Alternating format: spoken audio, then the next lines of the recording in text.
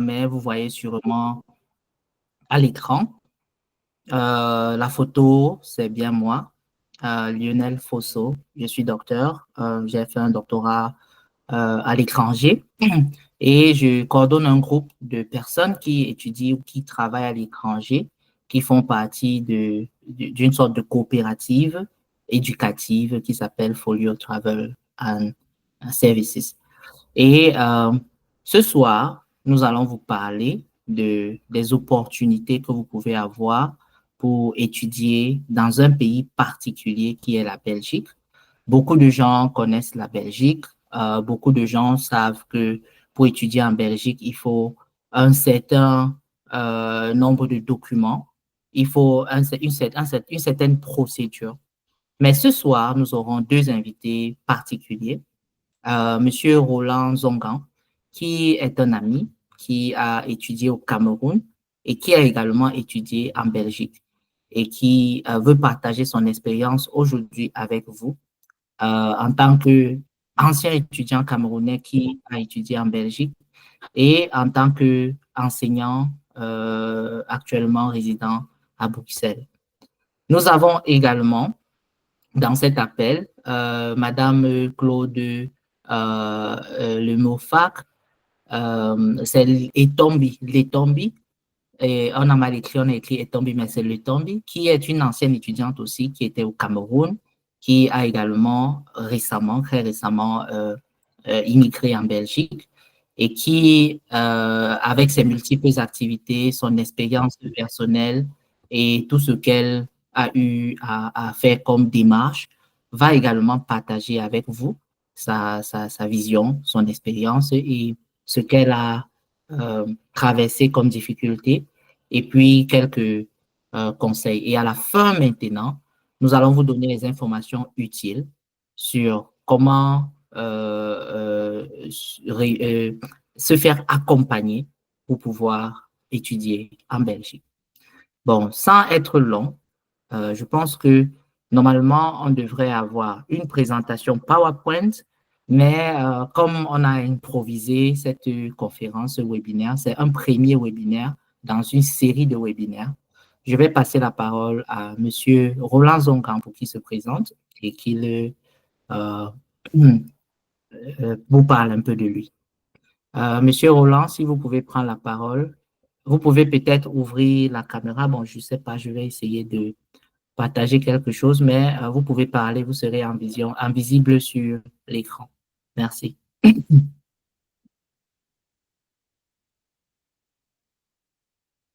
Monsieur Roland, allô? Quand je parle, vous m'écoutez? Oui, oui. Oui, Monsieur Roland Zongan.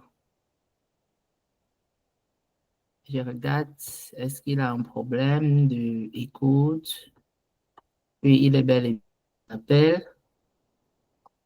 Monsieur Roland, est-ce que vous pouvez ouvrir votre micro? Je peux vous aider à ouvrir votre micro à distance, si vous voulez.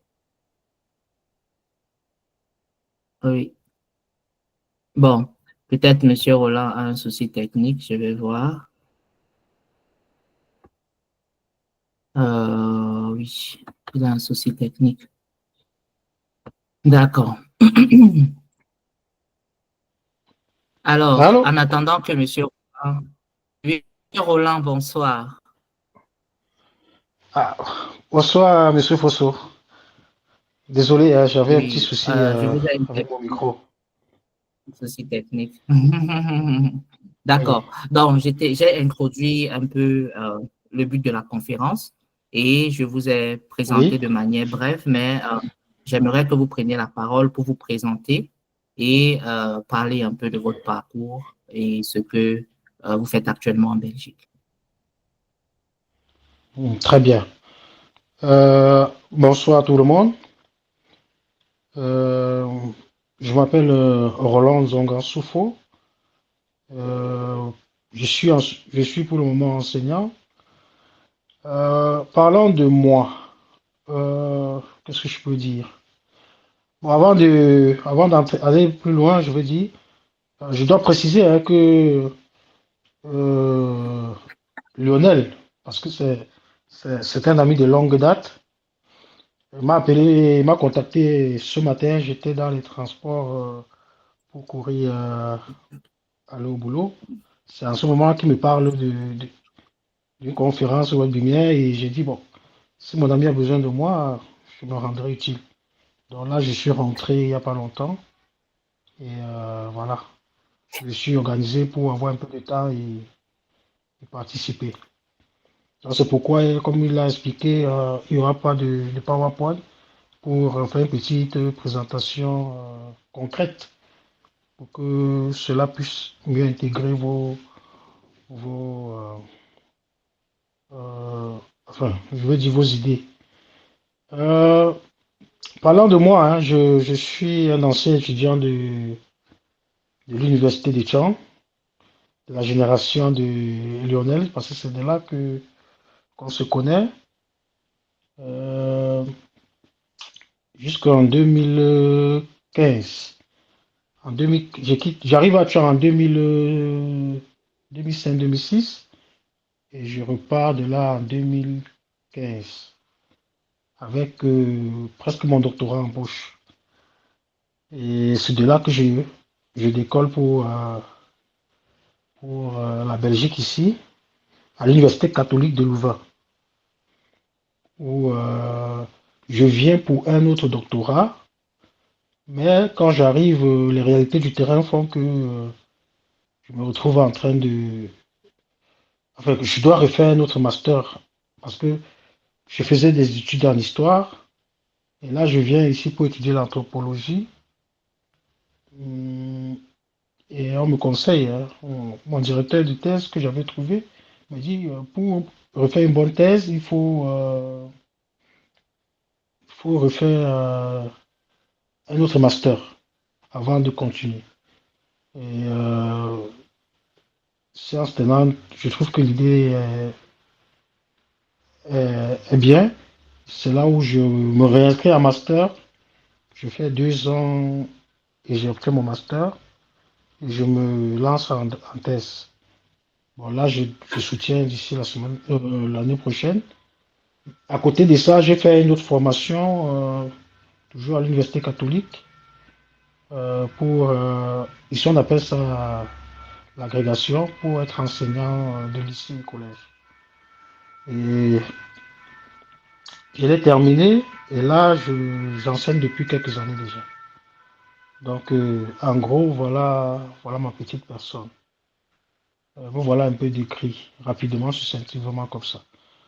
Euh, euh, Monsieur Fosso, je ne sais pas si je dois directement embrayer sur Bon, Président, merci beaucoup. ouais. Ah oui, merci pour cette présentation. Je pense que tu as un peu briefé de manière générale ton parcours et comment tu fais pour quitter le Cameroun pour la Belgique et puis ce que tu fais actuellement. C'est déjà bien pour l'introduction. Bon, je pense actuellement, on va donner la parole également à mademoiselle ou madame Claude Michel Letombi pour qu'elle se présente. Elle parle également de son parcours et ce qu'elle fait. Madame Claude Fanny, si tu es en ligne, tu peux prendre la parole avant que le président ne vienne maintenant parler du système éducatif en Belgique. Et puis, on va parler des procédures d'équivalence et on va parler des différents types des cycles d'études possibles en Belgique. Bon, entre-temps, j'ai trouvé une présentation PowerPoint qui effectivement de cela. Et pendant que le président va faire la présentation, bon, je vais défiler également que vous pourrez regarder. Donc, sans plus tarder, je passe la parole à Madame Michel. À toi, Michel, si tu es en ligne, tu peux te présenter également. Merci.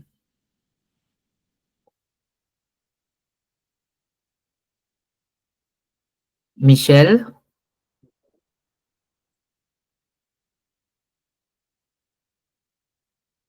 Michel, Claude, je sais pas. Bon, je regarde si elle est en ligne. Michel, tu peux ouvrir ton micro, s'il te plaît. Euh,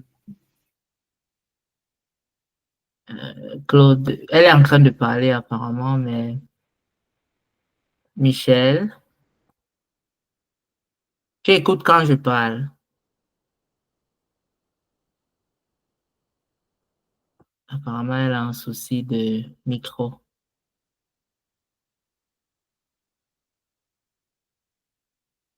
Michel, essaye de fermer le micro et tu le réouvres, s'il te plaît. Oh, bon, je pense que je vais, oui. Alors, Michel, elle a sûrement un souci de connexion ou bien je sais pas, mais c'était bien de l'écouter aussi et de savoir un peu son parcours. Mais bon, sans plus tarder, je pense que le président Zongan, tu peux commencer par euh, présenter la démarche qu'il faut suivre pour faire des études en Belgique, pour un étudiant qui se retrouve au Cameroun, par exemple, ou bien à l'étranger de manière générale. Donc, je te passe la parole et pendant que tu vas parler, je vais défiler un PowerPoint, mais si ça ne correspond pas à ce que tu dis, tu peux quand même faire ta présentation de manière générale. Je te repasse la parole avant que Michel ne nous rejoigne. Merci.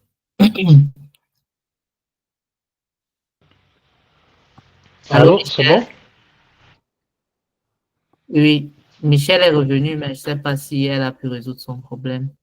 Mais bon, président, tu peux euh, parler. D'accord. Je vais faire. On m'écoute? Oui, on t'écoute très bien. Ok. Bon, monsieur, président Fosso, je ne sais pas si c'est pas mieux de laisser d'abord le PowerPoint que j'explique, parce que là, peut-être, ils seront distraits par. Parce que j'estime que suivre deux choses à la fois, écouter et essayer Oui, de regarder le PowerPoint, surtout que ça ne va forcément pas coïncider. Donc, l'intérêt oui, de le mettre, euh, en ligne. ou de le faire défiler pendant que je vais essayer d'expliquer, n'est D'accord, pas je le fais. vraiment approprié, quoi, oui. Peut-être après, à la fin, on pourra le faire passer, mais bon, là, comme D'accord, ça ça marche. sera un peu difficile. Oui. C'est Bon, bon, tu peux. Je vais très bien. faire une Parlant du présentation. système, parlant du système euh, scolaire, hein, ou académique de la Belgique, il faut d'abord comprendre que la Belgique est un pays fédéral qui compte trois régions. La région du Nord, qu'on appelle la région flamande, la région du Sud, qu'on appelle la Wallonie, et la région du Centre, où est située euh, la capitale, Bruxelles. Donc, il y a trois régions, la région flamande, la région wallonne et la région de Bruxelles-Capitale. Pour les étudiants internationaux qui, euh, qui viennent des pays francophones, en général, ils se tournent vers la Wallonie et la région de Bruxelles-Capitale, parce que c'est des zones où on parle français. Donc c'est plus facile, c'est plus facile pour eux de, de trouver une université, une haute école et, et d'y postuler. En Wallonie, on a plusieurs universités.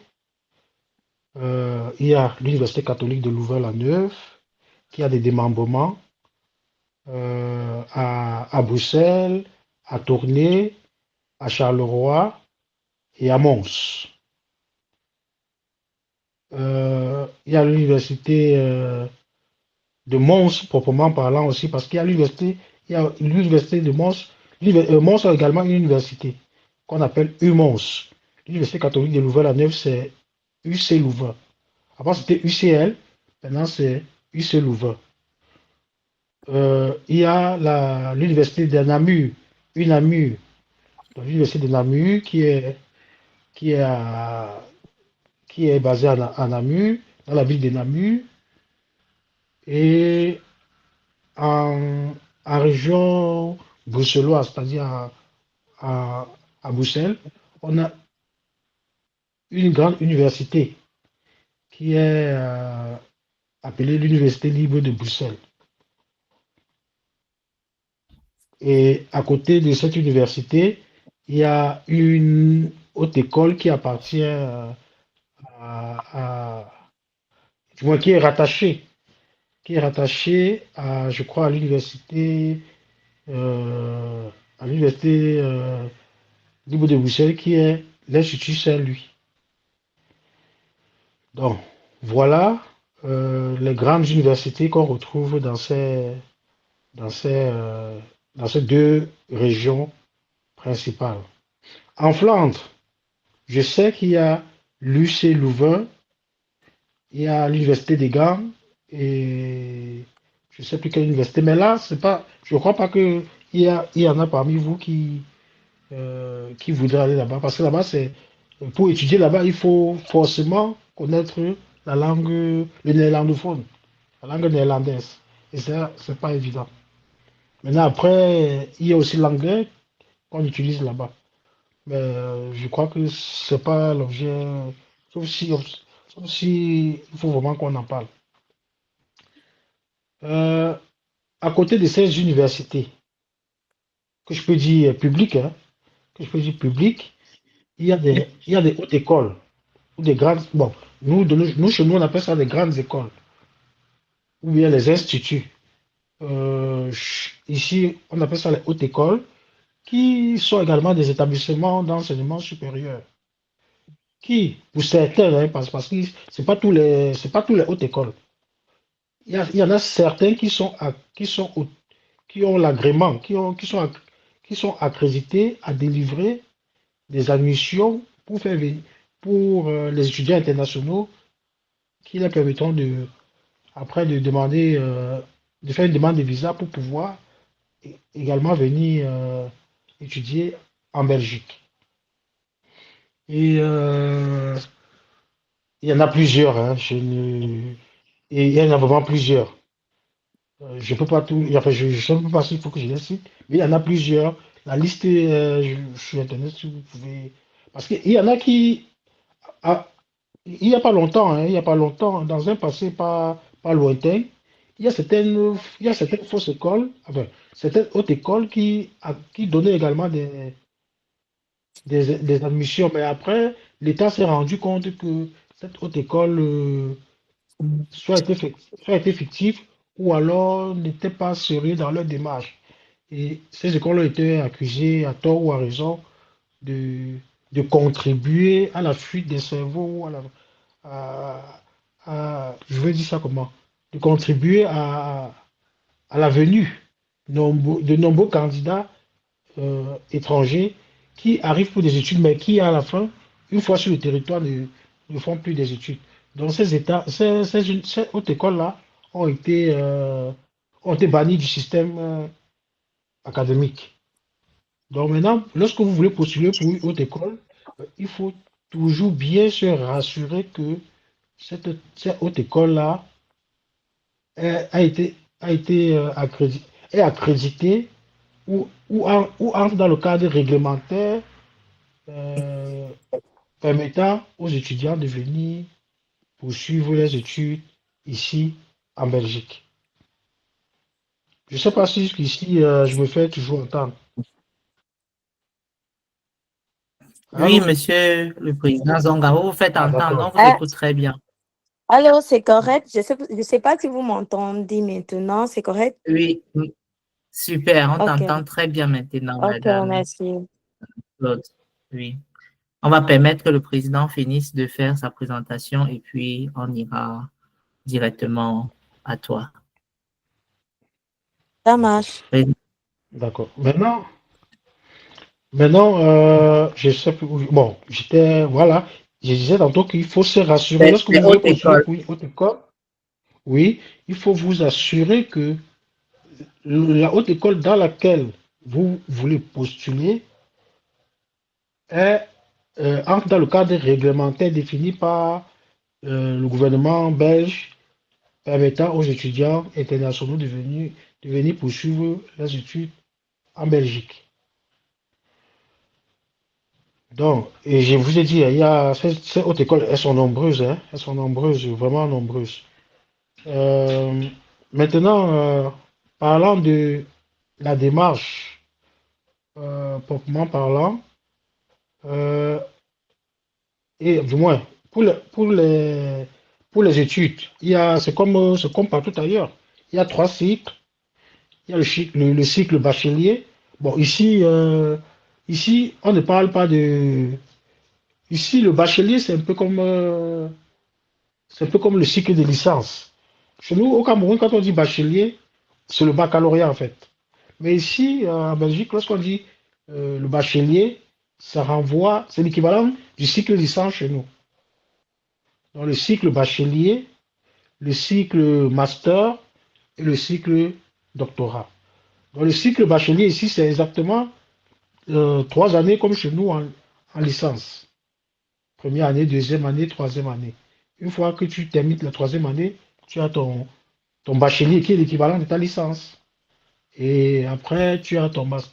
Tu veux poursuivre, tu vas en master. En master, tu as 2 ans.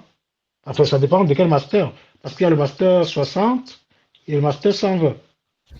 Généralement, le master 60 se fait, du moins, doit se faire normalement en une année. Maintenant, il y a des aménagements que l'étudiant peut faire.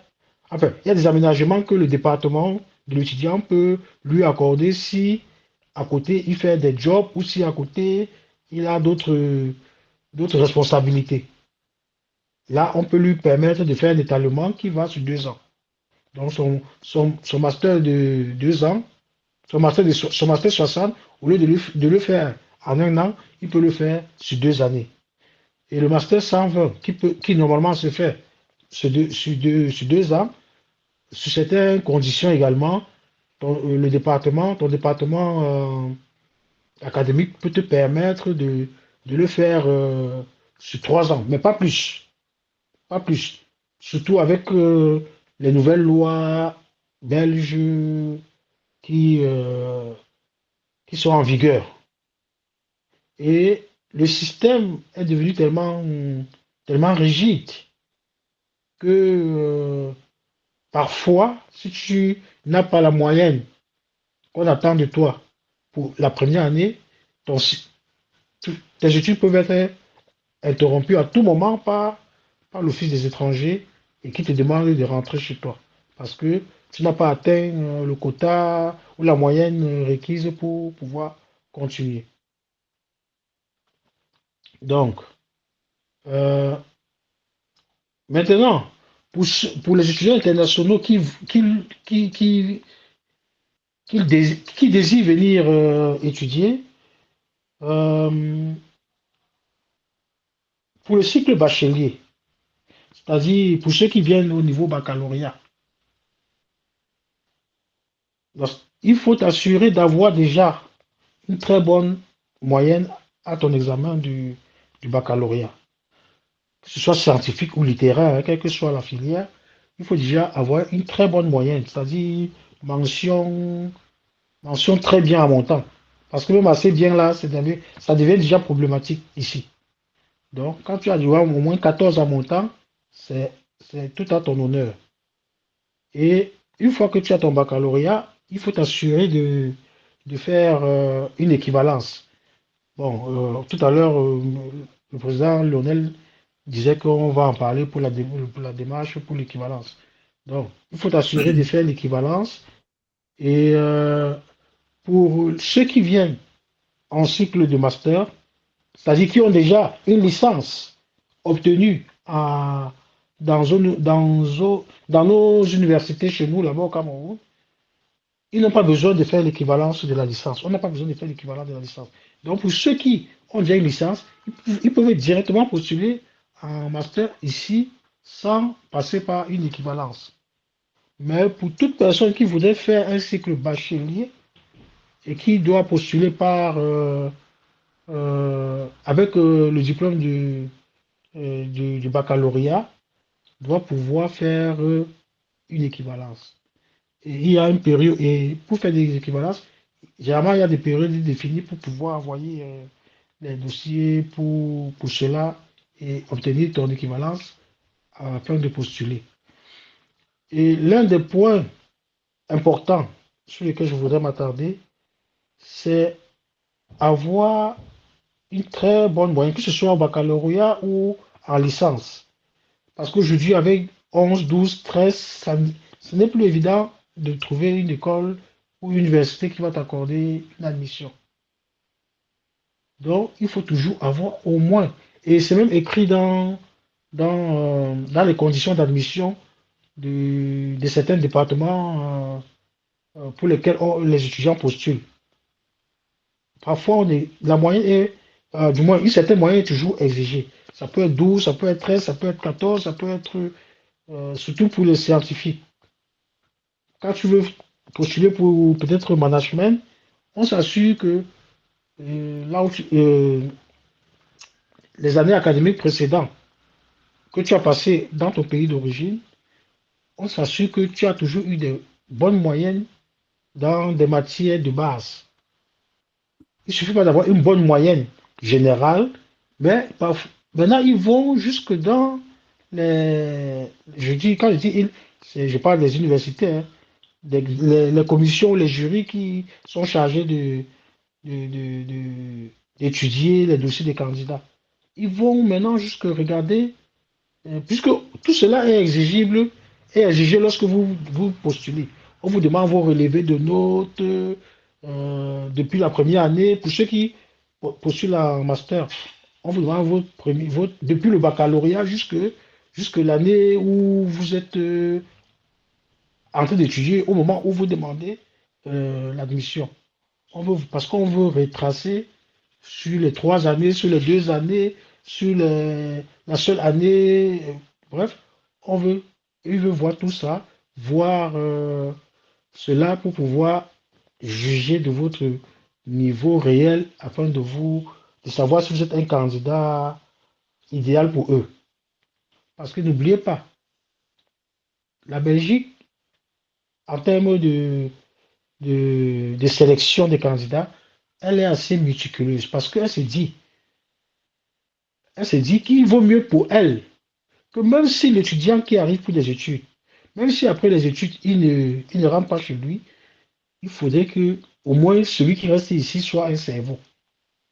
Parce qu'ils savent que même si tu ne rentres pas et que pour X ou Y raison, tu es appelé à être régularisé, c'est un cerveau qui pourra aider à avancer le pays. Et si tu n'as pas de bonnes moyennes, ils te prendront pas du tout. Bon, je ne sais pas si je dois D'accord. également aller au niveau du doctorat parce Non, que je ne président, crois pas que je c'est. pense que jusqu'ici, tu as déjà quand même présenté l'essentiel de ton parcours et les autres choses qu'il fallait. Maintenant, nous allons donner Oui, un peu la parole à mademoiselle Claude pour qu'elle se oui, présente également, qu'elle partage également son expérience à elle et qu'elle essaye oui, de parler concrètement de la procédure des équivalences qu'elle a faite pour pouvoir arriver, si elle l'a faite, je le dis, pour pouvoir venir en Belgique. Et on va s'arrêter après sa présentation pour faire maintenant une synthèse et passer au point le plus important sur comment les étudiants qui sont à l'étranger peuvent faire cette procédure pour venir étudier sur place. Donc, déjà, merci pour ta présentation. Elle a été concrète. Tu as parlé de ce que tu maîtrises, l'organisation des études en Belgique et le système oui. éducatif en Belgique selon les régions. Donc, maintenant, je vais passer la parole à Madame Claude pour qu'elle se présente et qu'elle partage également son expérience. À toi, Madame Claude Michel. Alors, bonsoir. Merci, Monsieur Lionel, de me passer la parole. Je crois que cette fois-ci, c'est la bonne fois parce que tout à l'heure, vous avez du mal à m'écouter. Bon, je Effectivement. me nomme Claude Michel Lemofak Le Tombi. Je suis un produit de l'Université de Chang, particulièrement de la Faculté d'agronomie et des sciences agricoles de la FASA, où j'ai obtenu mon diplôme en 2020, un diplôme d'ingénieur de conception option foresterie. Alors, après mon diplôme, vous savez tous, la réalité au Cameroun pour avoir un emploi, pas évident. C'était difficile, très difficile. C'est en ce moment que je cultive le désir de voyager, d'immigrer pour les études. Après, j'étais pas trop motivée parce que je me disais que c'est seulement les personnes nantis qui pouvaient immigrer pour aller étudier à l'extérieur. Ce qu'on se dit toujours, ça a corrigé. Et voilà, je me lance dans la procédure de la Belgique. Avant tout, un grand frère me conseille qu'il serait préférable pour moi de faire une équivalence de diplôme, bien qu'ayant déjà un master. Parce que quoi, je vous explique. En quelque sorte, on a tendance à se dire, bon, c'est seulement pour les bacheliers qu'il est important de faire l'équivalence. Ce qu'on oublie, c'est que euh, quand tu pars pour étudier quelque part, tu peux aller avec des objectifs d'étudier dans telle filière, telle ou telle filière, mais étant sur place, tu trouves d'autres opportunités plus intéressantes et tu aimerais te réorienter.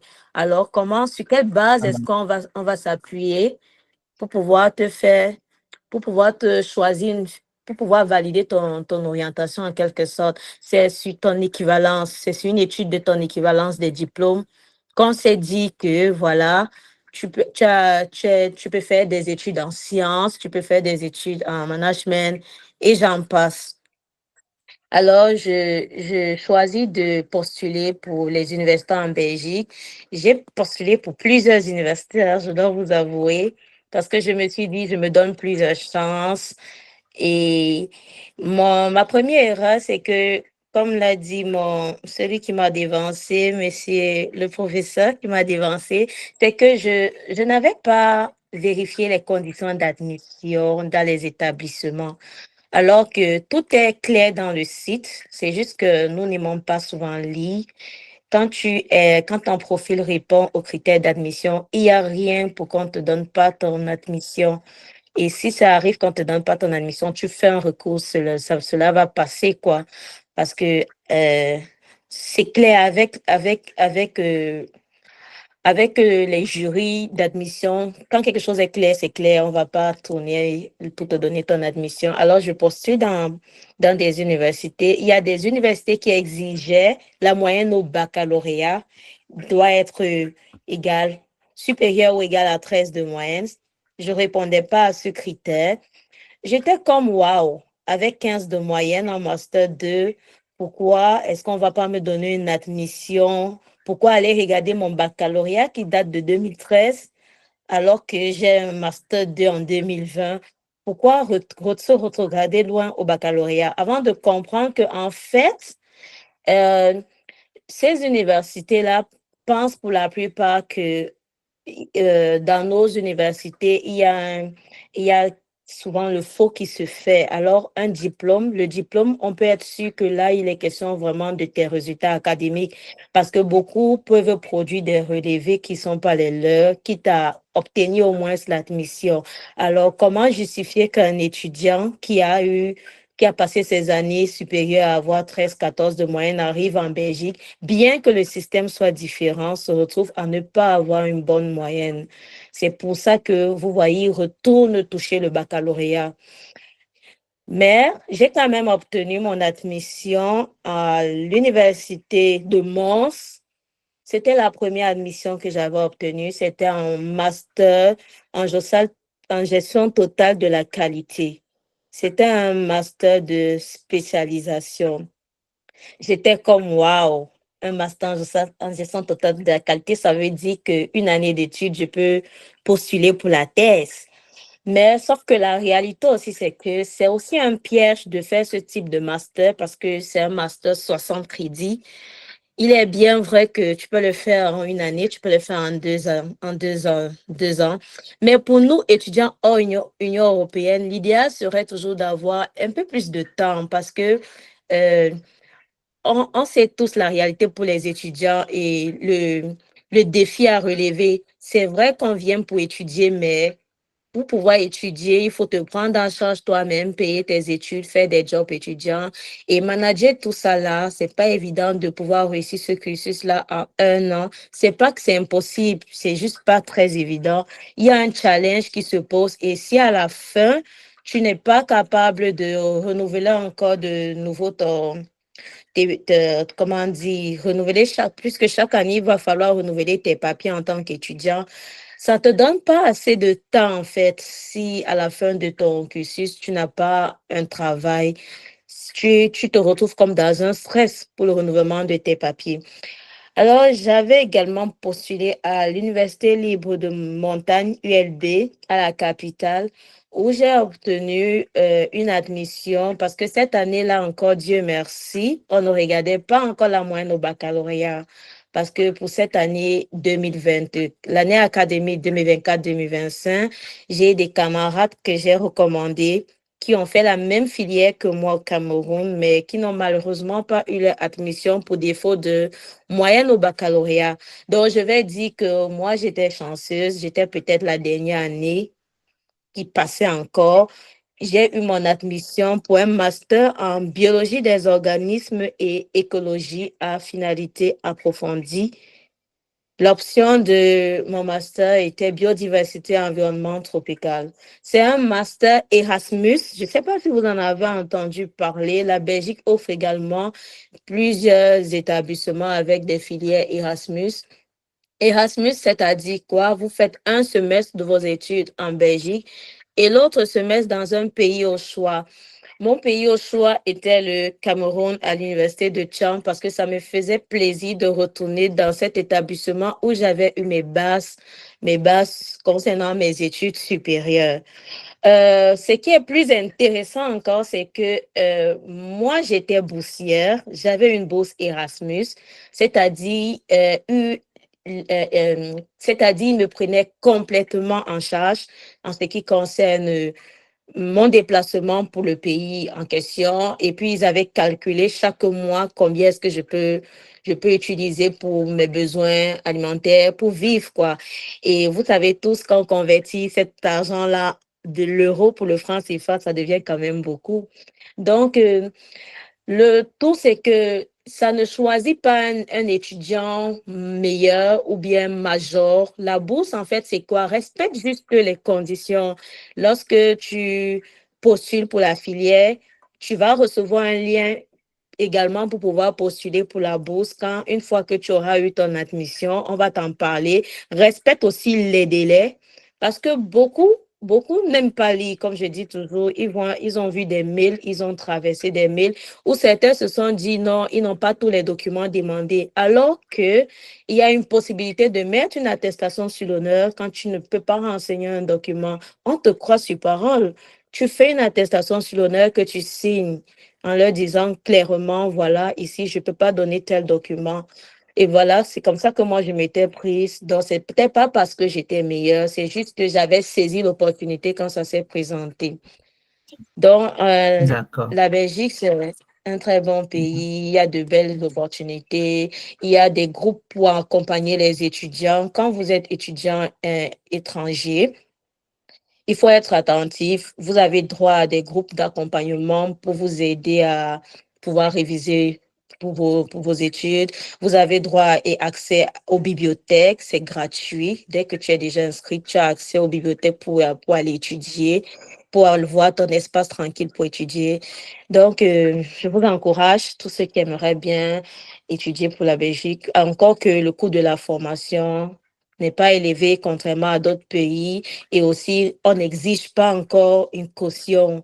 C'est pas tous les établissements. La plupart des établissements n'exigent pas encore des cautions, contrairement à la France, où tu vas devoir débourser une certaine somme d'argent.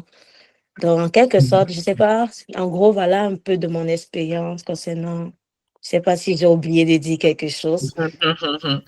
Merci beaucoup, Madame Claude Michel. Je pense que tu as vraiment été très consistante. Merci de partager ton expérience, ton parcours et surtout tes défis et comment tu as pu traverser les périodes difficiles. C'est très bien de savoir tout ce que tu as eu à faire pour arriver où tu es actuellement. Et je pense que les procédures d'équivalence dont tu as parlé sont très intéressantes pour les étudiants parce que pour étudier en Belgique, que ce soit avec le baccalauréat, que ce soit avec la licence ou le master, c'est bien toujours de faire une équivalence. Et c'est bien aussi d'avoir parlé des possibilités d'avoir des bourses quand tu veux étudier en Belgique. Donc, toutes ces informations sont importantes parce que nous allons essayer de parler concrètement de comment les étudiants actuellement qui nous suivent peuvent faire pour venir étudier en Belgique. Et je vais repasser donc la parole à Monsieur Zongan, qui va également peut-être encore nous dire quels sont les délais pour déposer les demandes d'équivalence, quels sont les documents qu'il faut préparer pour quelqu'un qui vient d'avoir son baccalauréat ou bien pour quelqu'un qui a eu le baccalauréat il y a eu 2 ans déjà qu'il est au Cameroun ou quelqu'un qui se trouve en Turquie par exemple et qui a eu le baccalauréat il y a 4 ans, qui a peut-être fait 2 ans au Cameroun et allé en Turquie fait 2 ans. Comment est-ce qu'il peut s'y prendre pour monter son dossier d'abord, demande d'équivalence, ensuite pour les admissions dans les hautes écoles ou bien dans les universités. Comment ça se passe concrètement?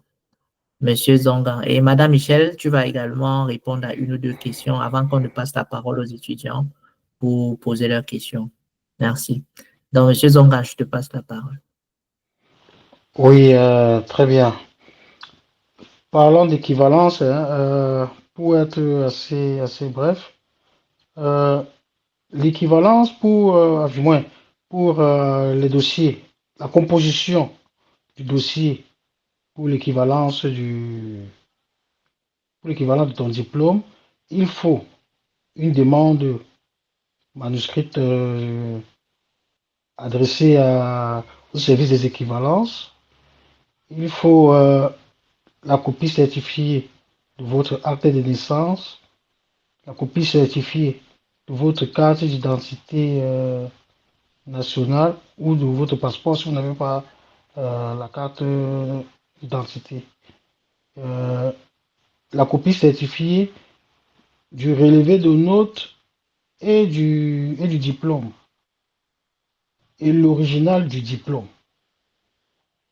Avant, avant, les copies certifiées suffisaient, mais avec les faux qu'il y a eu, enfin, avec les faux qu'ils ont eu à détecter, les faux diplômes qu'ils ont eu à détecter, depuis certaines années maintenant, depuis peut-être 2 ou 3 ans, maintenant on exige désormais l'original du diplôme certifié. Euh, et une redevance je crois, 152 euros. 150 ou 152 euros. Je ne suis pas sûr. À mon époque, je crois que c'était 150 euros. Bon, je ne sais pas si ça a évolué, mais je crois que c'est 150 ou 152 euros. Euh, D'accord, les frais ça c'est pour celui qui est administratifs. au Cameroun. Oui, le frère Hamza. Pour Mhm. celui qui est au Cameroun, ça c'est pour celui qui est au Cameroun. Là, il le fait et il peut envoyer directement. Celui qui est en Turquie, du moins, il n'y a pas une date de péremption du diplôme, hein, puisque tout à l'heure, je t'ai entendu parler de 2 ans ou 3 ans, même si ton diplôme a 5 ans, tu veux, tu veux faire une équivalence, pas de problème. Donc, il n'y a pas d'ancienneté proprement parlant. Euh, pour celui qui est en Turquie, malheureusement, il va devoir, il va devoir renvoyer tous ses documents au Cameroun pour être légalisé. Pour être légalisé. Bon, Parce que là, je ne je suis peux te pas couper sûr. directement. Il y a les ambassades des pays étrangers comme le Oui, Cameroun, comme le Gabon, comme le Tchad, qui sont sur place, qui peuvent faire authentifier les diplômes. Donc, ça, c'est juste voilà, tant mieux pour alors. appuyer ce que tu as dit. Donc, ils ne sont pas obligés D'accord. d'envoyer les diplômes au Cameroun, mais ils peuvent le faire sur Ah, place. d'accord. Tu peux continuer. S'ils le font sur place, très bien. S'il y a cette représentation diplomatique, ils le font sur place et ils envoient. Ils envoient. euh, mais Un point très important, hein, on a tendance à le négliger. C'est vrai, on parle des DHL, les diplômes sont sûrs, en passant par DHL, mais je crois toujours qu'il faut avoir une personne de référence sur le territoire ici. Ça peut être un cousin, ça peut être un frère, un ami, la connaissance d'un ami, mais qui est de bonne foi, quoi, qui, qui doit être l'interface, c'est-à-dire le sous-couvert pour échanger avec l'office des équivalences. C'est-à-dire, par exemple, au lieu de te tenir au Cameroun, envoyé par DHL, il y en a qui le font. Mais après, si ton diplôme se perd ou quoi que ce soit. Donc, c'est toujours bon d'avoir une personne de référence ici. Tu envoies à cette personne maintenant met son adresse pour question de facilité, quoi. Et de suivi Effectivement. même. Parce que, parce que parfois, quand tu passes sur le territoire, et tu envoies ton diplôme depuis le Cameroun, si, imagine ça met 1 mois, 2 mois, 3 mois, tu n'as pas de nouvelles. Les joindre à partir du Cameroun, ce n'est jamais évident. Déjà que même ici sur place, pour qui te décroche le téléphone, c'est un parcours de combattant.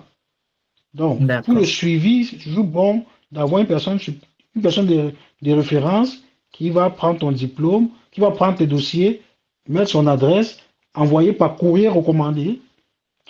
C'est-à-dire, un courrier recommandé ici, c'est une fois que tu envoies, ceux qui reçoivent là-bas déchargent et toi, tu reçois une confirmation que le diplôme a été bien remis à- aux travailleurs du service des équivalences. Et quand Oui. ton diplôme met assez de temps, quand l'équivalent met assez de temps, la personne peut appeler pour savoir à quel niveau ton dossier se situe. Et aussi, c'est D'accord. pour les questions de facilité. Quand ils termineront avec ton équivalence, c'est plus facile pour eux d'envoyer à une adresse basée ici en Belgique que de te renvoyer ça par DHL ou au Cameroun. Parce qu'il y a des frais. Hein. Toi, tu peux payer, oui, tu peux payer DHL à partir du Cameroun, mais eux, ils ne débourseront pas de l'argent à DHL pour t'envoyer ton diplôme au Cameroun. Donc, euh, c'est en gros ce que je peux dire concernant l'équivalence. D'accord. Merci beaucoup, Président Zongan, pour cette présentation. Je pense que c'est clair et en présentation PowerPoint, ils peuvent lire les étapes pour réussir. Bon, ça garantit son visa, mais il faut commencer par faire l'équivalence de diplôme. Et vous avez bien présenté les documents les plus importants. Il faut avoir son acte de naissance, il faut avoir ses relevés de notes du bac, il faut avoir son diplôme du bac ou bien une attestation de non-délivrance.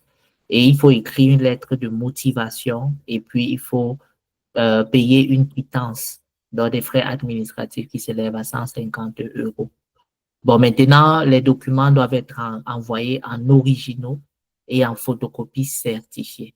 Ceux qui sont au Cameroun peuvent certifier leur diplôme à la sous-préfecture. Ceux qui sont à l'étranger, il y a des Gabonais qui nous suivent dans cette conférence. Par exemple, il y a des Congolais.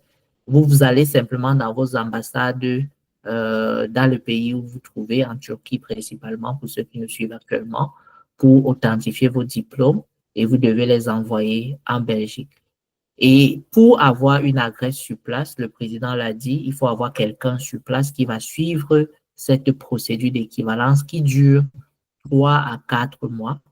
Et il y a des dates précises. Le président a dit qu'il faut envoyer les diplômes au plus tard le 15 juin de l'année en cours si vous voulez commencer ou avoir une admission pour la rentrée de février, ou bien au plus tard le 15 novembre si vous voulez avoir une admission pour la rentrée de l'année prochaine en septembre-octobre 2026. Donc voilà des informations importantes qui ont été résumées par le président.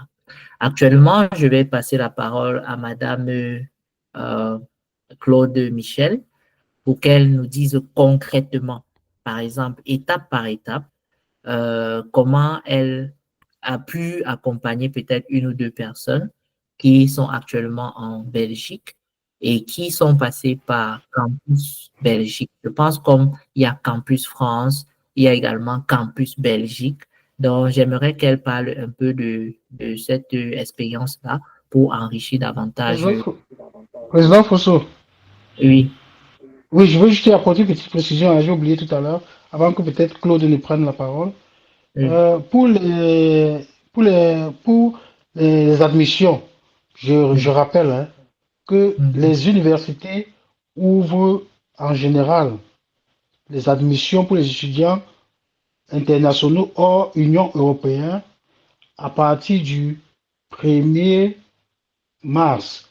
Généralement, c'est du 1er mars au 31 mars, pas au-delà. OK, 1er mars au 31 mars. Maintenant, pour les hautes écoles ont une démarche un peu plus, ont des délais un peu plus élargis. Eux, ils peuvent commencer généralement.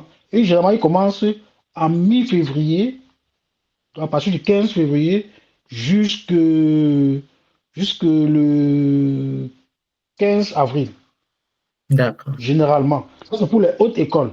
Mais les universités, proprement parlant, eux, ils ouvrent à partir du 1er jusqu'au 31 mars de l'année académique qui va qui précède la rentrée quoi. d'accord. Très bien, Merci pour cette merci. précision, Président. Merci beaucoup pour cette précision. Et c'est très important de regarder les dates limites parce que en Europe, dans l'espace Schengen, dans beaucoup de pays de l'Europe, il y a ce qu'ils appellent les délais. Quand le délai passe, même si c'est de 1 heure seulement, ils n'acceptent plus les candidatures. Et beaucoup de gens parfois perdent cette opportunité à cause peut-être du délai qui est passé. Donc maintenant, nous allons passer la parole à Madame Michel, Claude Michel, pour qu'elle parle concrètement d'un accompagnement ou des accompagnements qu'elle a eu à faire pour des candidats qui sont venus étudier en Belgique. Michel, tu peux... D'accord, Oui, d'accord, merci. Oui, en effet, un projet d'études, un projet de voyage, ça se prépare. Le premier objectif, c'est d'abord l'obtention de la demande d'admission. Si tu n'as pas d'admission, alors ton projet ne peut plus se faire. Tu peux pas arriver à une demande de visa. Et une fois que tu as eu ton admission, l'étape la plus cruciale, hein, c'est la préparation pour Campus Belgique, l'entretien en Campus Belgique. Ça, je vous assure que si vous ne vous préparez pas, vous partez juste en vous disant, OK, on va me poser des questions, je vais répondre, vous seriez buté. Euh, Déjà, notre pays, les Camerounais, vous devez savoir que le Cameroun reste le seul pays qui est convoqué à faire l'entretien Campus Belgique pour les études en Belgique. Donc, ça revient à dire quoi? Ça revient à dire qu'il y a des lois qui s'appliquent spécialement sur les Camerounais. Peut-être parce qu'ils ont déjà une mauvaise image du Camerounais en général, parce que j'ai eu des camarades congolais, eux, ils ne passent pas par Campus Belgique. Ça fait très longtemps qu'on a supprimé Campus Belgique dans leur procédure de demande de visa. Mais cette procédure reste au Cameroun. Mais je pense aussi que ce n'est pas forcément parce qu'ils ont une mauvaise image des Camerounais, parce que les Camerounais aussi restent les plus intelligents, hein, partout où on se trouve. Ça, c'est une évidence. Les Camerounais sont très intelligents. Je pense aussi que c'est un moyen pour sélectionner davantage, tamiser, parce que il y a trop de demandes. Claude, Il y a Claude, je trop de vais un demandes. peu t'interrompre. Il y a des Gabonais et des Congolais dans la vidéo ou l'appel-ci. Donc, quand tu parles des Camerounais comme ça, ils sont contents. Dis que les Ah, Camerounais sont d'accord, très... mais j'ai corrigé. Nous sommes très intelligents. Les Camerounais sont très intelligents, ils sont très brillants. Je pense D'accord. que Campus Belgique a sa place parce que la demande, il y a tellement de demandes et il faut bien qu'on sélectionne. On ne peut pas prendre tout le monde parce que chaque pays devrait quand même avoir un certain quota.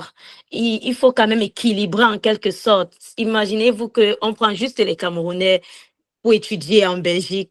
Ça ne sera pas bien. Il faut bien qu'on pense à d'autres pays comme les Gabonais et j'en passe. Alors, la plupart D'accord. des motifs de refus de visa, parce que lorsqu'on te refuse ton visa, on va toujours te donner un motif, une lettre pour t'expliquer pourquoi on t'a refusé le visa. de manière à ce que l'année prochaine, tu peux encore postuler. En te préparant, tu dois tenir compte des raisons pour lesquelles tu n'as pas obtenu ton visa. Les motifs qui reviennent le plus souvent, c'est Campus Belgique, l'entretien à Campus Belgique. Ou alors, on va vous dire, votre garant qui doit vous prendre en charge n'est pas assez apte financièrement pour financer vos études envisagées en Belgique. Mais ce côté-là, c'est un peu très rare parce que quand tu choisis un garant hors de la Belgique, par exemple, dans un pays de l'Union européenne autre que la Belgique, ta prise en charge vient étant signée avec un scan, c'est marqué solvabilité suffisante. Déjà, avec ça, on ne va jamais te refuser le visa parce que c'est assez clair. On peut scanner le code QR et on a toutes les informations sur ton garant. Maintenant, parlons donc de Campus Belgique. Pourquoi est-ce que beaucoup d'étudiants n'ont pas le visa? Campus Belgique, ça se fait de deux façons. Il y a ce qu'on appelle un entretien écrit d'abord, qui dure 40 minutes, et un entretien oral. L'entretien oral, tout dépend de ton jury. Ça peut aller à 30 minutes, voire 40 minutes, voire 45 minutes, en fonction des échanges avec l'interlocuteur que vous avez en face de vous. Alors, l'entretien écrit, de quoi est-il question dans l'entretien écrit? Il est bon déjà de savoir que l'entretien écrit, ce sont ces mêmes questions-là qu'on va vous poser à l'entretien oral. Ce que le jury fait généralement, c'est qu'il ne va pas respecter l'ordre des questions du questionnaire écrit. Il va les poser en désordre pour embrouiller ton fax si jamais tu es allé pour faxer sans comprendre. Il va poser la même question de plusieurs façons différentes. Il va utiliser des synonymes, il va utiliser des jeux de mots, il va te poser la même question. Par exemple, il peut te dire une question, quels sont les objectifs de votre formation? Quand tu réponds à cette question, il passe une autre question, mais il revient encore, il te demande à la fin de ta formation de quoi es-tu capable de faire. Tu ne vas pas dire au jury, vous m'avez déjà posé cette question. Tu vas toujours répondre. Et à chaque fois, tu dois avoir les mêmes réponses parce qu'il veut tester si tu comprends ou alors si tu fais une récitation. Donc, questionnaire écrit, quand tu l'as bien assimilé, l'entretien oral se passe de façon parfaite. Moi, ce que je conseille toujours, c'est de tout faire pour finaliser ton questionnaire écrit. 40 minutes, il faut le dire, ça passe tellement vite, tu as l'impression qu'on t'a donné juste 20 minutes. Parce que le questionnaire, il est long, c'est un questionnaire de 14 pages. Et pour ceux qui ont eu à avoir des longues études jusqu'en master et qui ont également des expériences professionnelles, parce qu'il faut aussi parler des expériences professionnelles, ça fait en sorte qu'ils ont beaucoup à dire dans le questionnaire, contrairement à, par exemple, celui qui postule pour un bachelier. Alors, il faut tout faire, comme j'ai dit tantôt, pour remplir bien ton questionnaire écrit. Parce que quoi? Si ça arrive qu'on te refuse un visa, le visa pour faute d'entretien Campus Belgique, tu peux faire un recours si tu es sûr d'avoir bien passé ton entretien.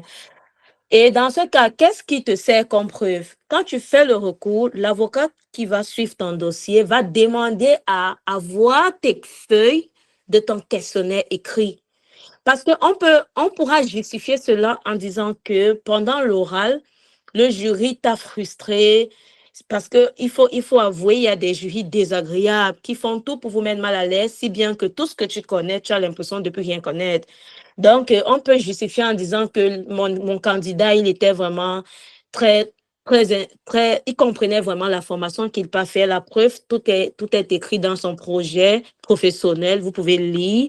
Quand on lit, on voit une cohérence. Alors, on te donne ton visa. Et généralement, ce type de visa, on te l'accorde dans 2 jours.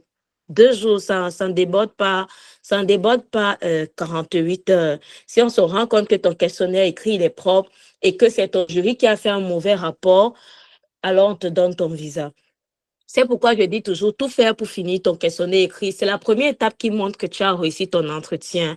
Alors, durant ce questionnaire-là, les questions tournent autour de quoi? L'université ou l'école que tu vas aller étudier en Belgique.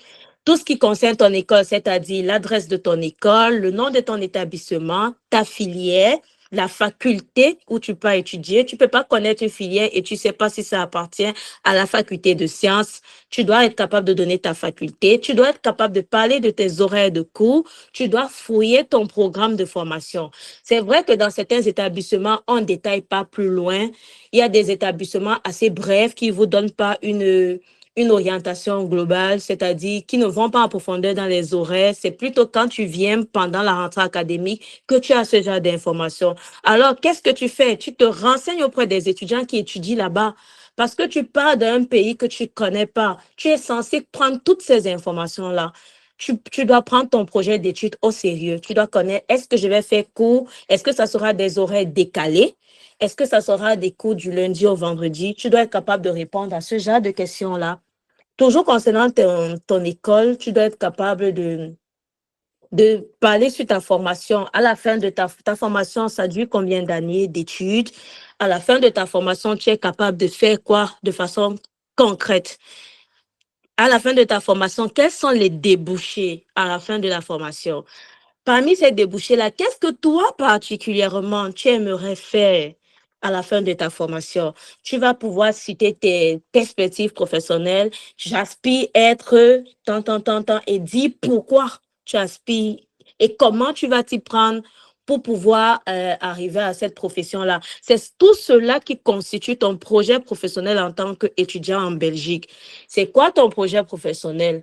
Sur le court terme, je serai à mesure de dans un second temps et en fin de compte, je serai capable de et toujours leur laisser croire que à la fin, tu vas retourner dans ton pays, question d'améliorer ton pays, développer ton pays, même si au fond, on sait qu'on ne retourne pas, la plupart ne retournent pas, mais toujours leur laisser croire que tu vas retourner dans ton pays parce que le but, c'est que tu viennes étudier, tu ne viens pas t'installer en Belgique.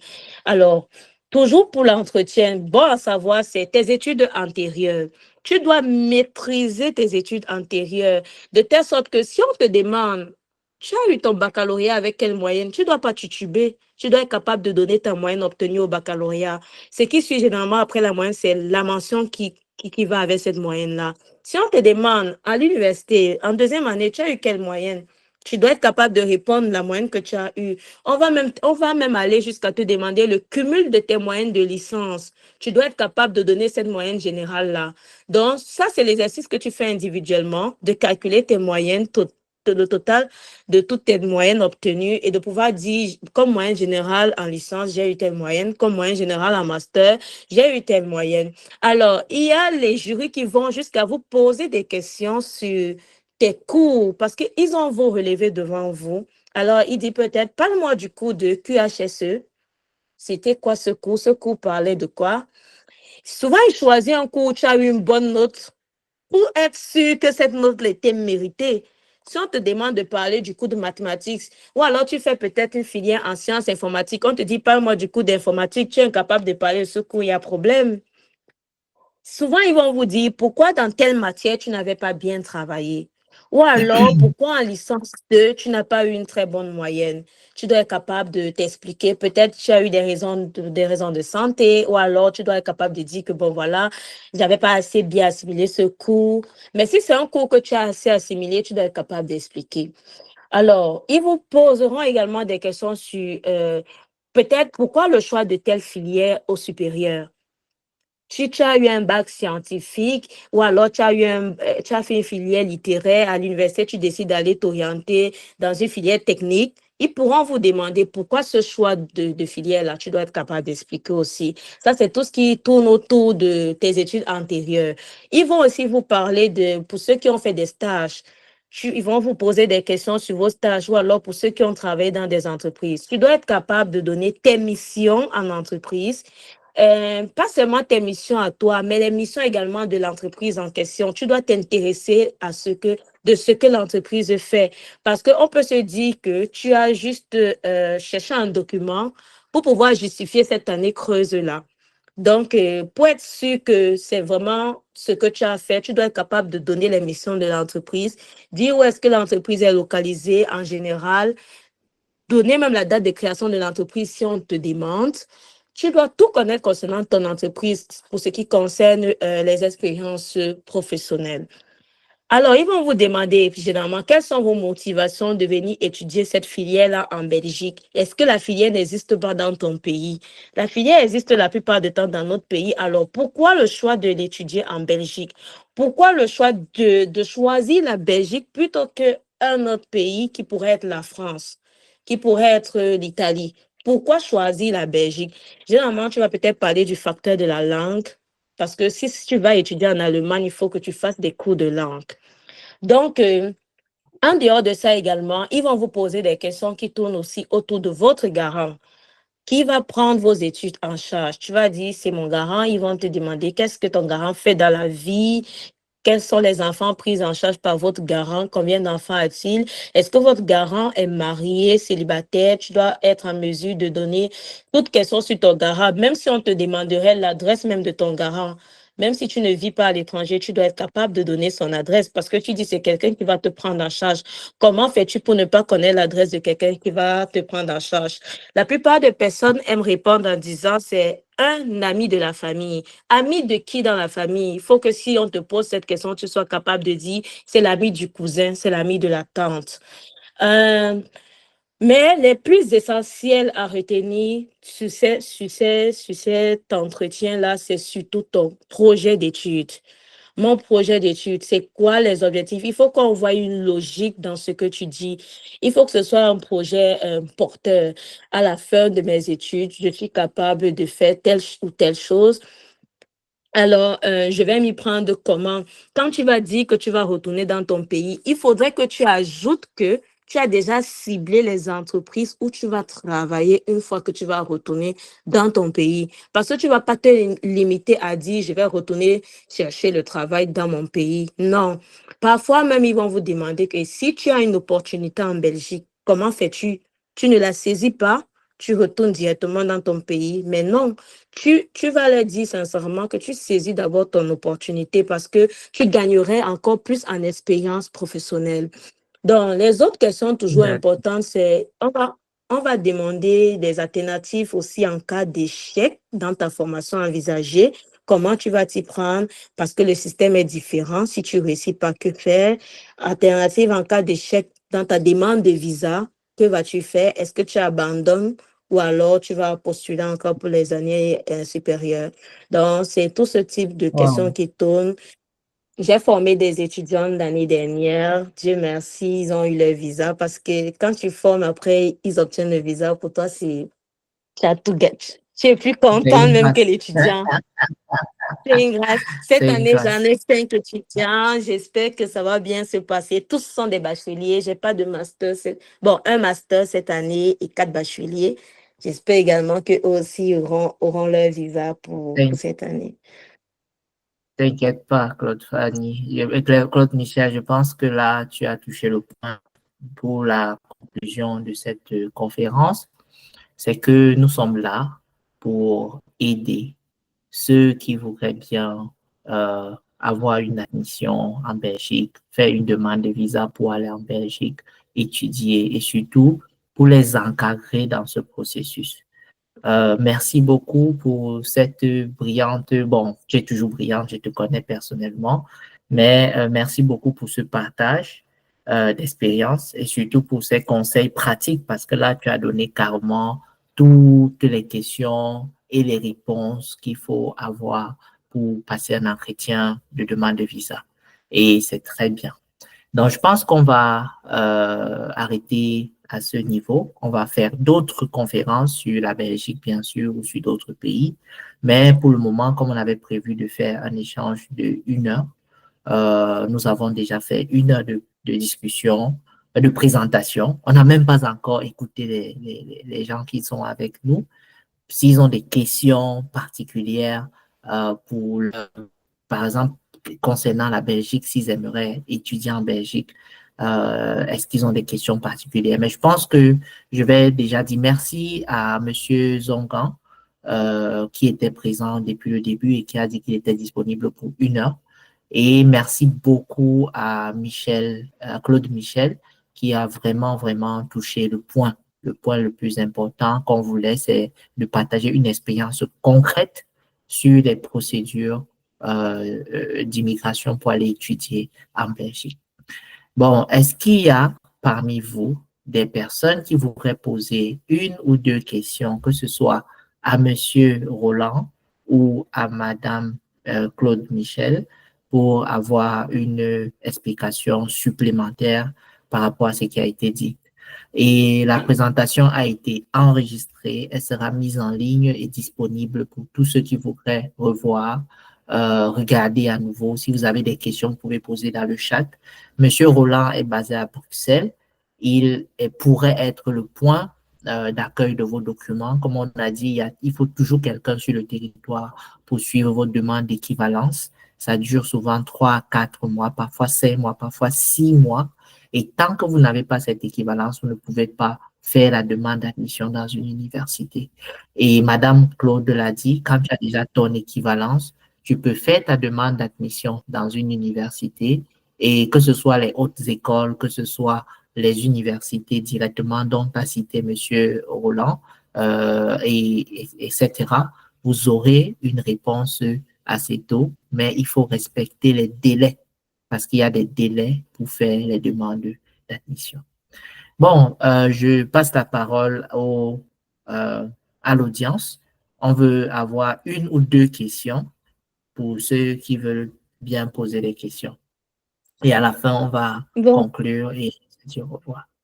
par rapport à l'équivalence des diplômes là, il faut ajouter que ils peuvent aussi postuler sans leurs équivalences.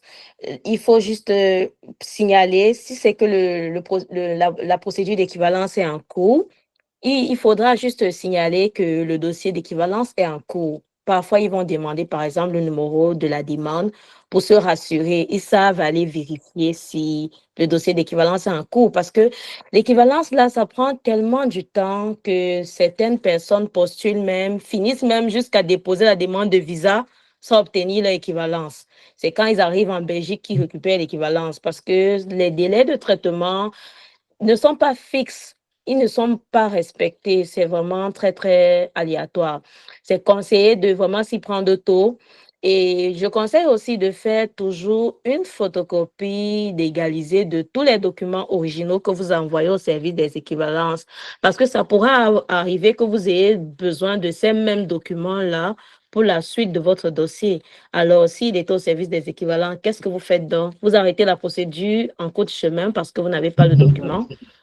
Donc, il faut toujours D'accord. scanner tous ces documents et puis faire des copies légalisées pour la Gardez en suite de la copie. procédure. D'accord, c'est OK, très on bien, voit une vraiment. question Merci de pour ça. Kim là. Il y a Kim là qui a levé la main. Oui. Madame Kim Kemayo, vous pouvez poser une question si vous avez une question. Ok, bonsoir. Bonsoir.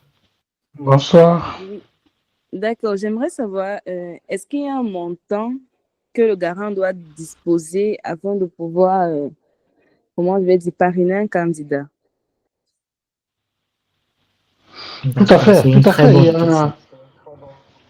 Tout à fait. Il y a un montant. Et en toute honnêteté, il faut noter que le gouvernement, surtout le gouvernement de droite qui a pris le pouvoir en Belgique depuis peu de temps, est en train de durcir les conditions d'accès pour les étudiants internationaux. Et de plus en plus, depuis au moins 4 ans, ce montant ne cesse d'évoluer chaque année.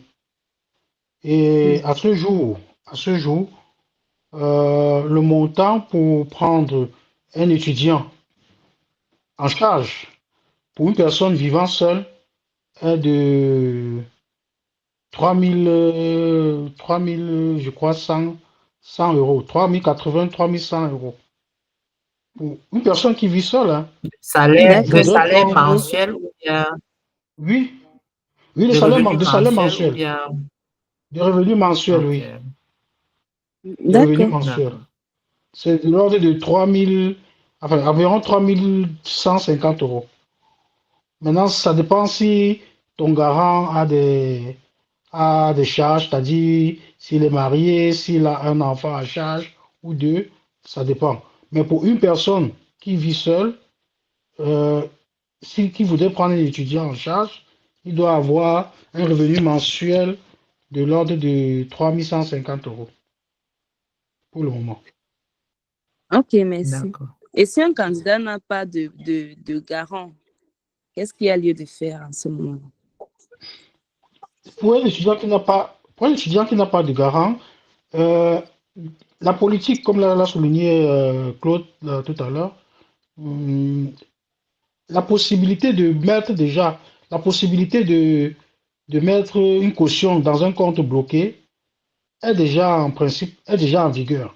C'est juste que beaucoup d'étudiants ne l'optent pas parce que ça demande de mettre, de bloquer un certain montant d'argent dans un compte qui n'est pas évident, montant d'argent qui n'est pas évident à réunir. Parce que je crois que c'est de l'ordre de 4 000 et poussières. 4 000 et poussières, je ne sais pas combien, ça fait environ quoi, 3 4 millions, je sais, 3 millions à peu près, je ne sais plus trop. Euh, donc, c'est pas 3 4 millions, euh, ça paraît dérisoire, mais dit comme ça paraît dérisoire. Mais pour nos parents, nous qui venons des milieux, des familles modestes, voire pauvres en Afrique ou au Cameroun, c'est pas évident. Il y a déjà cette possibilité-là, mais je crois qu'il faut, si vous voulez, je pourrais me renseigner du montant exact. Je communique à Lionel qui se chargera de vous le communiquer. Mais cette possibilité-là est déjà en vigueur, hein. Elle est entrée en vigueur depuis l'année dernière. D'accord, D'accord. merci. Je Oui. pense que c'est une bonne information, Monsieur le Président Zongan. Madame qui a posé la question, Kim, je pense que tu as quand même des éléments de réponse. Tu dois avoir un garant qui a un revenu consistant, ou bien toi-même, tu peux également déposer cette caution à travers un virement dans un compte, comme Monsieur Roland l'a dit. Et peut-être mademoiselle Michel, si elle a aussi un élément, elle peut ajouter, mais on va prendre la deuxième question pour pouvoir avancer. Il y a des Bon, personnes qui ont levé les mains. Il y mais Monsieur a Lionel, je veux Jay. ajouter quelque chose. C'est que pour la Oui, première année, si c'est que l'intéressé voudrait mettre son argent dans un compte bloqué, ok, c'est correct. L'année qui suit, il faudrait que l'intéressé soit sûr de réussir à ses études académiques parce que si l'intéressé ne réussit pas bien ses études, l'Office des étrangers peut ne pas renouveler ses papiers en se disant que l'intéressé consacre plutôt du temps à travailler dans les jobs pour pouvoir avoir de l'argent pour se prendre en charge. Parce qu'il y a des étudiants qui se prennent en charge, mais le souci avec ça, c'est que faut être sûr de réussir tes études parce que c'est ça l'objectif premier. Tu viens pas travailler pour payer ton école. C'est ton garant qui est censé te prendre en charge. Donc, c'est toujours plus mieux de choisir un garant qui va signer ça, surtout que financièrement, ça revient moins coûteux que de mettre un argent dans le compte. Merci. d'accord. C'est très bien. C'est très Peut-être, clair. je comprends tout Président, à fait, Claude, tu as raison. permettez Mais d'abord qu'on prenne une autre question. On prend une autre non, non, question et puis, c'est ce que je veux dire, c'est important. oui, Restons dans la logique que le but, c'est d'abord que l'étudiant arrive ici. Maintenant, comment il va faire après, ça, il est déjà sur le territoire. Et sur le territoire, il peut voilà, faire valoir autres moyens. Il peut facilement trouver un garant pour l'aider lors des prochains renouvellements. Oui, c'est vrai, ça d'accord, c'est merci. correct. Ok. C'est très bien. Alors, on va passer la parole à Jado Moubarak. Tu poses juste une question. Et puis à foliota.net. Euh, Monsieur Jado, à toi la parole. Bonsoir à tout le monde. Bonsoir. Bonsoir. Euh, Bonsoir. euh, Ma question se porte sur, au Cameroun, il y a deux systèmes d'éducation, donc système francophone et anglophone. Et ceux qui ont le GC Advanced Level, est-ce que les procédures, c'est pareil comme pour le baccalauréat et tout? Je voudrais savoir. Le système, il est le même, mais pour ce que la Belgique ne reconnaît pas, du moins, n'a pas, n'a pas anglais, n'a pas l'anglais comme une forme, comme une langue officielle. Euh, pour pouvoir envoyer tes diplômes, il faudra faire une transcription de ton DC Advanced Level. Je crois que c'est ça, Ah, non? Il Oui, faut c'est faire une ça. d'accord. C'est transcription. exactement Oui, ça. Il va devoir oui. traduire Il ses faut devoir diplômes. transcrire cela et avant d'envoyer. C'est plus simple. D'accord. Parce qu'ici, ils ne connaissent pas l'anglais, c'est pas une langue officielle ici. Merci beaucoup. Ça serait tout. D'accord. Ouais. Merci. C'est très bien, Monsieur Jaido. Maintenant, nous allons passer la parole à Monsieur Foliota. Foliota.net.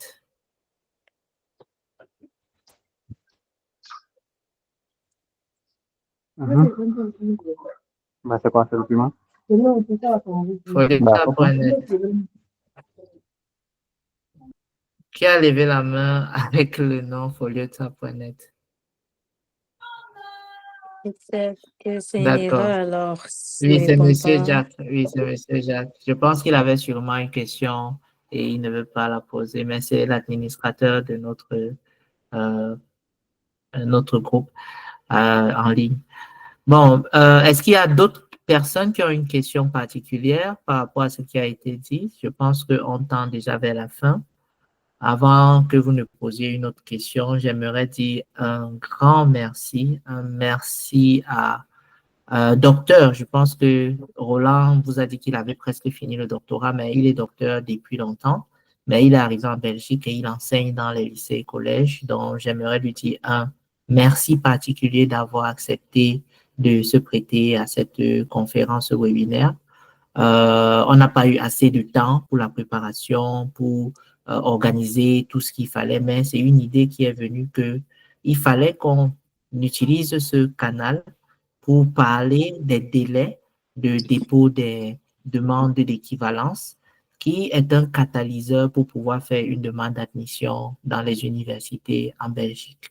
Et il y a une grande communauté de personnes qui nous suivent. Peut-être actuellement en ligne, ils ne sont pas nombreux, mais vous allez voir, quand la vidéo sera mise en ligne, il y aura des milliers de personnes qui vont la regarder et des étudiants qui sont en Turquie, qui sont au Cameroun, qui sont au Gabon, qui sont un peu partout, qui vont pouvoir commenter ou poser d'autres questions.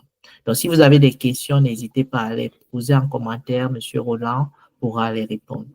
J'aimerais également dire un merci particulier à mademoiselle Michel, Claude Michel, qui n'a pas hésité un seul instant à venir partager son expérience. Je l'ai contactée dans l'après-midi, l'après-midi de l'Europe, parce qu'actuellement, elle est dans un autre continent.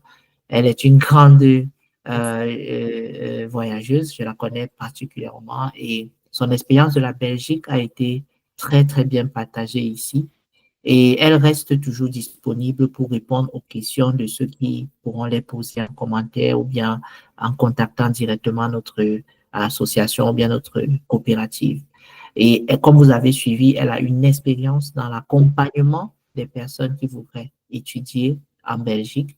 Et avec nous, elle va bel et bien pouvoir accompagner beaucoup plus de personnes. Donc, c'est ça le but de cette présentation, c'est de vous montrer qu'il y a des gens qui sont disponibles pour vous aider et qui sont en Belgique, qui connaissent la Belgique et qui voudraient vous aider à y immigrer. Donc, s'il n'y a pas d'autres questions, je pense qu'on va mettre un thème à cette présentation. Merci vraiment à tous les participants, tous ceux qui ont voulu écouter cette présentation en direct et ceux qui vont regarder également la présentation. Si vous avez d'autres questions, n'hésitez pas. Enfin, Monsieur Foliota.net, je pense que c'est Monsieur Jack. Vous pouvez prendre la parole.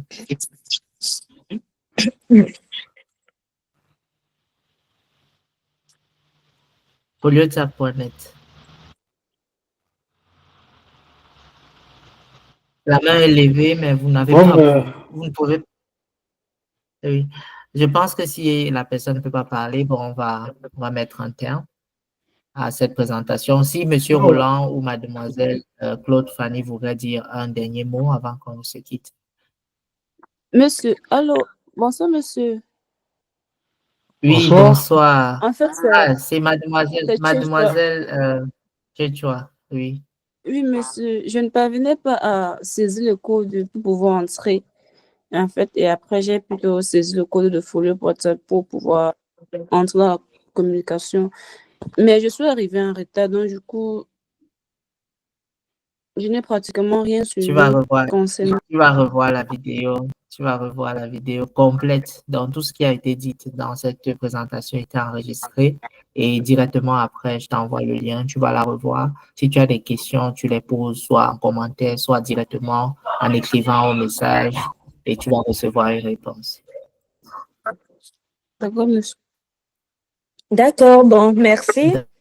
D'accord. Merci pour ceux qui ont pu se connecter. On n'a pas eu le temps de partager à temps pour que un bon nombre se connecte. Si vous avez des questions, comme a souligné Monsieur Lionel, n'hésitez pas. Nous sommes là pour vous accompagner. Un travail d'équipe, c'est toujours le mieux. Donc, je vais devoir vous quitter pour aller à mes autres tâches. Donc, très bonne soirée à chacun de vous. Merci beaucoup. Merci. Merci beaucoup, Claude. OK. Merci.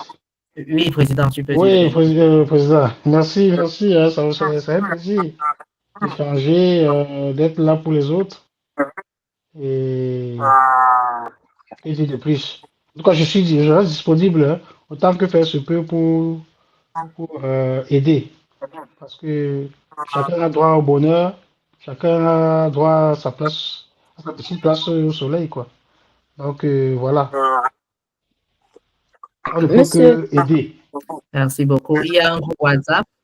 Oui, il y a un groupe WhatsApp. Il y a quelqu'un qui a posé la question de savoir s'il y a un groupe WhatsApp pour intégrer ou bien pour être suivi ou pour être accompagné. Effectivement, on a un groupe WhatsApp. Vous allez voir le lien qui va s'afficher directement après la présentation. Vous pouvez juste cliquer sur ce lien et vous allez pouvoir avoir accès au groupe. Et dans le groupe, bon, il y a beaucoup d'autres personnes. Vous aurez des informations en continu sur comment nous contacter, comment accompagner, etc. Donc, voilà. Allez, sur ce, je monsieur, pense qu'on a tout dit. Oui, quelqu'un voulait encore parler? moi, monsieur. Oui, tu as. Monsieur, et concernant les diplômes que vous m'avez demandé de certifier, là, ça va se passer comment? Puisque j'ai déjà fait la certification des diplômes là. Ne t'inquiète pas.